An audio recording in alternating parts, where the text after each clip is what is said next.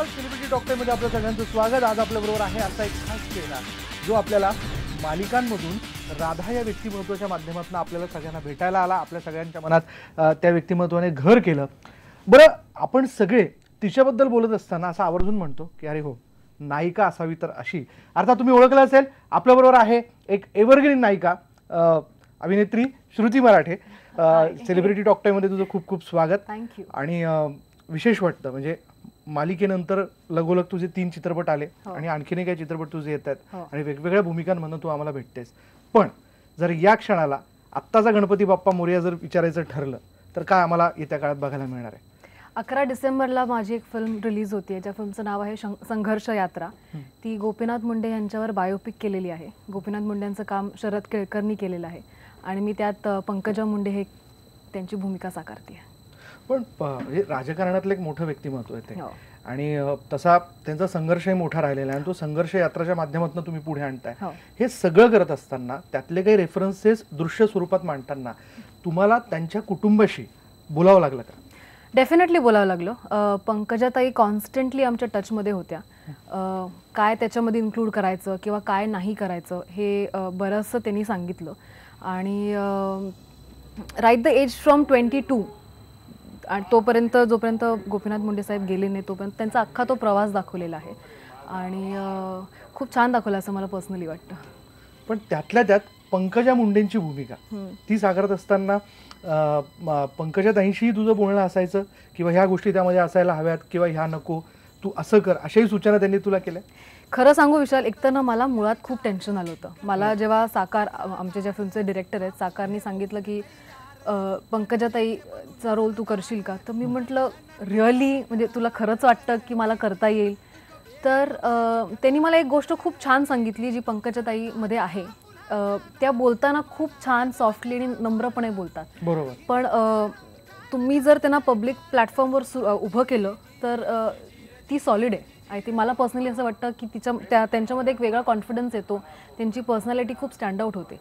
तर कुठे ना कुठेतरी साकारला हे दिसलं माझ्यामध्ये आणि तो म्हटलं की I think you can do it. म्हटलं बाबा तुला जर विश्वास असेल तर मग मला तुझ्यावर डेफिनेटली विश्वास आहे. हे तर झालं संघर्ष यात्राबद्दल. पण मालिका केल्यानंतर ही राधा कायम सगळ्यांच्या मनात राहिली आणि आता ती वेगवेगळ्या भूमिकांमधून आम्हाला भेटते. पुढलेही आणखीन काही तुझे वेगवेगळे चित्रपट येतात, ते कोणते? जानेवारीमध्ये बंधन आयलॉनचे नावाचे एक फिल्म येते. त्यात सुबोध भावे, महेश मांजरेकर, मेधा मांजरेकर, मी, सुनील बर्वे, संजय नार्वेकर असे सगळे फॅमिली ड्रामा येते आणि धमाल पिक्चर आहे. Very nice. हो ना. पण आम्हाला असंही कळालं या सगळ्याच्यात एक ब्रेकिंग अशी पण आहे श्रुतीच्या बद्दल की श्रुती एक हिंदी चित्रपट पण करते. म्हणजे ज्याबद्दल मला असं वाटतं की जेव्हा आपल्याकडे फोन येतील तर तुला प्रेक्षक त्याबद्दल प्रश्न विचारतीलच की श्रुती तू कधी आम्हाला हिंदी चित्रपटात दिसणार आहे, आणि त्याचं उत्तर मी आत्ताच देतो तुम्हाला सगळ्यांना की श्रुती एक चांगला हिंदी चित्रपट करते आणि एका मोठ्या अभिनेत्याबरोबर हा चित्रपट तू केलेला आहे. तो कोणता? या फिल्मचं नाव दुरंतो आहे. दुरंतो ही फिल्म बुद्धिया नावाच्या एका मुलावर आहे जो 2006-07 साली खूप न्यूजमध्ये आला होता, कारण तो एक 6 वर्षाचा मुलगा मोठे मोठे मॅरेथॉन्स पळत होता आणि त्यात ह्या सगळ्यामध्ये त्याचे जे कोच होते बिरांची आणि गीता, बरोबर, जे जुडो कोचेस होते आणि नंतर त्यांनी बुद्धियाला अडॉप्ट केलं. तर बिरांचीचं कॅरेक्टर मनोज बाजपेयी करतोय आणि गीताचं कॅरेक्टर मी करते. मनोज बाजपेयी बरोबर. पण कसा एक्सपिरियन्स राहिला त्यांच्यावर? कमाल. म्हणजे खूप शिकायला मिळालं. हे खूप असं पेटंट वाक्य असं वाटतं की शिकायला मिळालं, पण खरंच शिकायला मिळालं. तुम्ही जर खरंच ऑब्झर्व केलं ना काही काही गोष्टी, तर मला काय नाही करायचं हेही कळलं आणि काय करायचं हेही कळलं मला. पण श्रुती, ओव्हर द इयर जर आपण बघितलं तर बॅक टू बॅक तुझे 3 चित्रपट आले.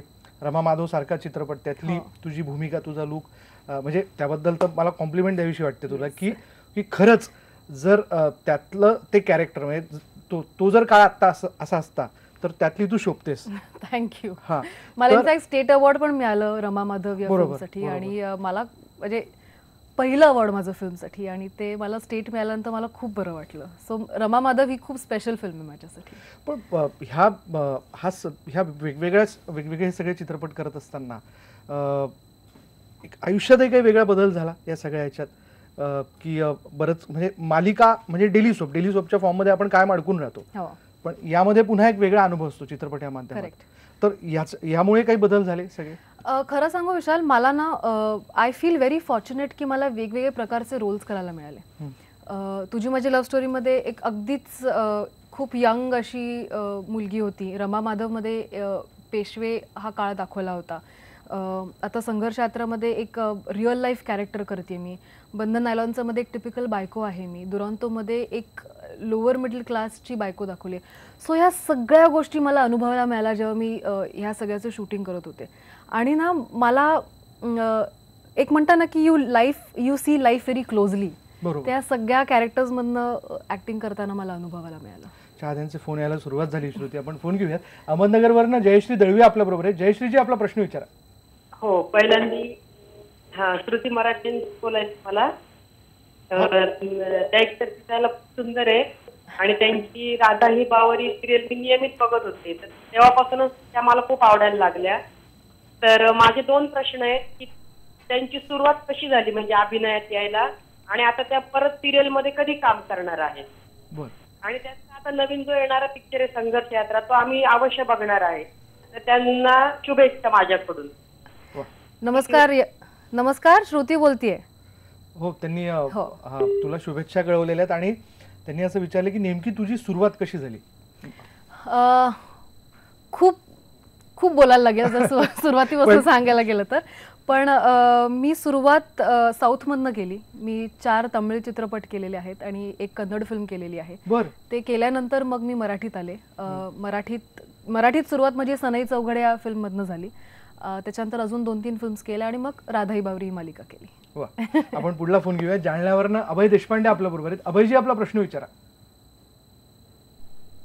या चित्रपटाची प्रथम आपला शुभेच्छा.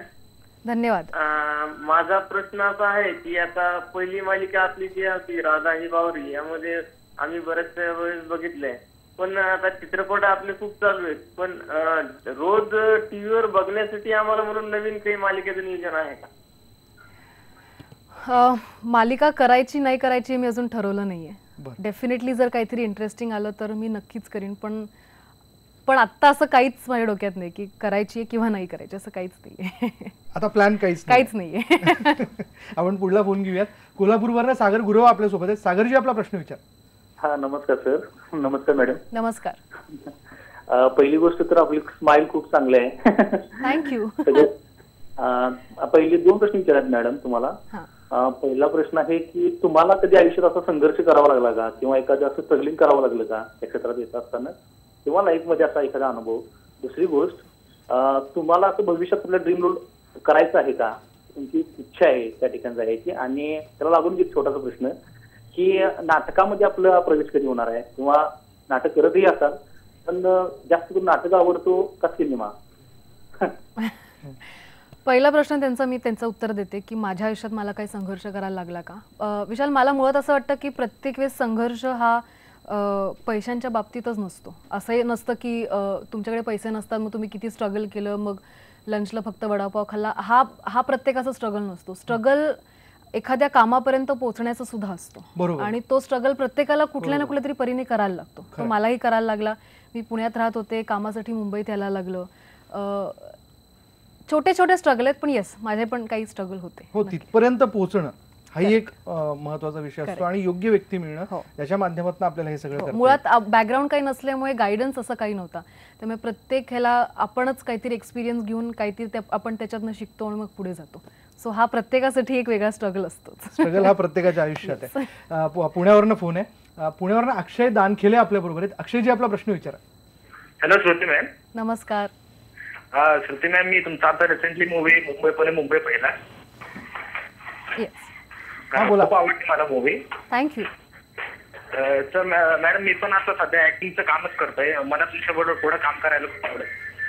अक्षयजी, आपली इच्छा पूर्ण हो.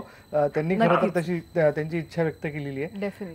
आपण पुढला फोन घेऊयात. हिंगोलीवरनं विष्णू बसू आपल्या बरोबर आहेत. विष्णूजी, आपला प्रश्न विचारा. हॅलो. हा, बोला. नमस्कार सर, मी विष्णू बोलतो हिंगोलीवरून. हा, बोला.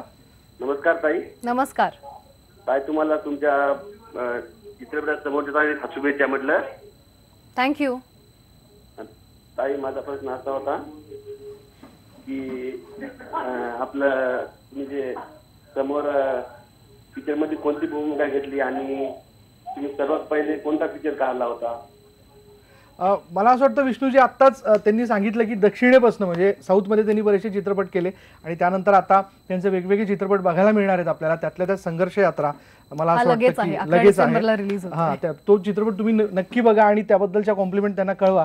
आपण श्रुती अशाच पद्धतीने गप्पा मारत राहणार आहोत. इथे वेळ झाली का ब्रेकची, पण ब्रेकवर जाता जाता आपल्याला सगळ्यांना सांगायचं की श्रुतीला प्रश्न विचारण्याकरता तुम्ही आम्हाला फोन करू शकता. त्याकरता आमचा फोन नंबर आहे 022-668-99263. तेव्हा पहा फक्त IBN लोकमत.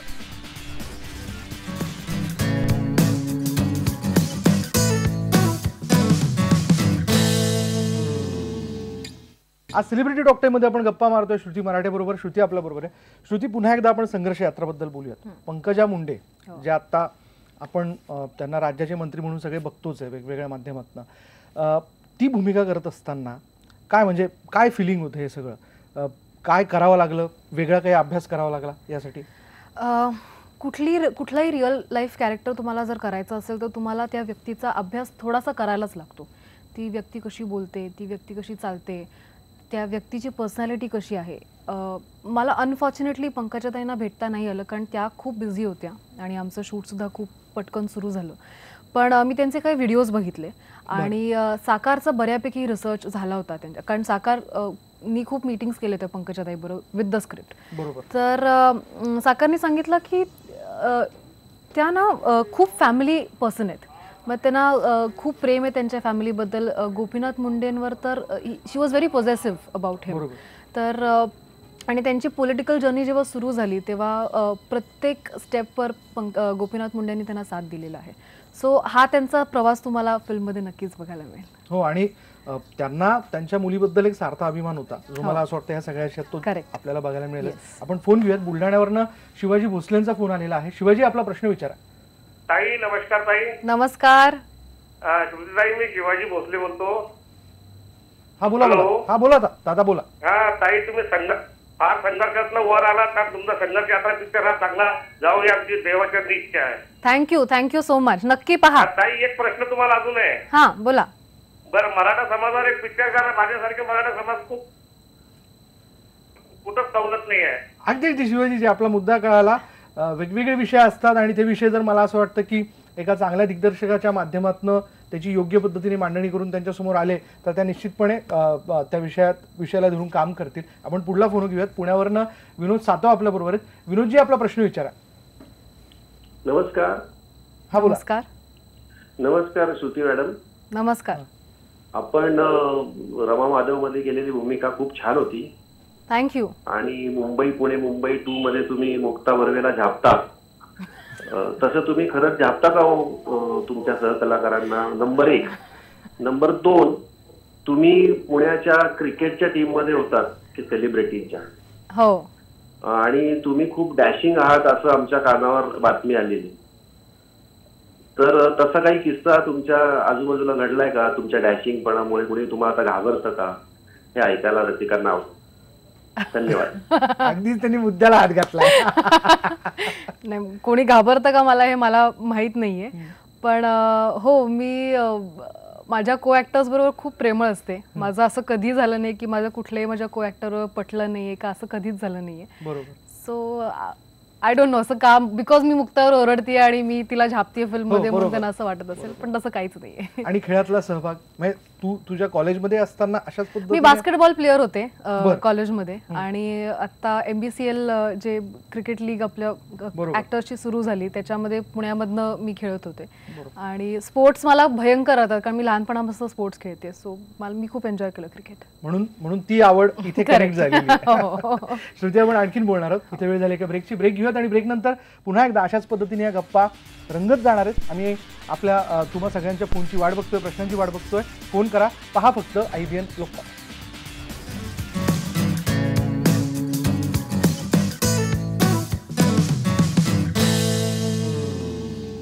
आज सेलिब्रिटी गप्पांमध्ये श्रुती बरोबर आपण गप्पा मारतोय. श्रुती करता फोन आलेला आहे जळगाववरनं. जयंत टाळकर आपल्या बरोबर आहेत. जयंतजी, आपला प्रश्न विचारा. हाय श्रुती. हाय. खऱ्या आयुष्यात तू राधासारखीच आहे का वेगळी आहे जरा? मला हा प्रश्न खूप जण विचारतात, पण मी अजिबात राधासारखी नाहीये. राधा खूप अबोल होती, फार बोलायची नाही, नेहमी अशी दुःखात असायची वगैरे. मी त्याच्या बरोबर ऑपोजिट आहे. मला एकदा बडबड करायला सांगितलं की मी खूप बडबड करते आणि मी I am full of joy and full of cheerfulness. मजा करायची. मजा करायची. आपण पुढला फोन घेऊयात. पुण्यावरनं रवींद्र कुडाळकर आपल्या बरोबर आहेत. रवींद्रजी, आपला प्रश्न विचारा. हाय श्रुतीजी, हाय. कशा आहात आपण? मस्त मस्त. विशालजी, आपल्या दोघांनाही सहस्ने नमस्कार. धन्यवाद. श्रुती मॅडम, माझे 2 प्रश्न आहेत आपल्याला. हा. पहिला प्रश्न असा आहे की आपण नृत्यामध्ये पण निपुण आहात आणि अभिनयामध्ये पण एक छान करिअर करत आहात. तर आपण अधिक रमता कशामध्ये, हा पहिला प्रश्न. आणि दुसरा प्रश्न असा आहे की आपण आपलं एवढे छान काम करताना तुम्हाला एखादा क्षण असा आठवतो का की तुम्हाला कामाचं समाधान लाभलंय आणि ते कामाचं समाधान तुम्ही मनापासून एन्जॉय केलेलं आहे? मी पहिला प्रश्न विसरले, काय होता?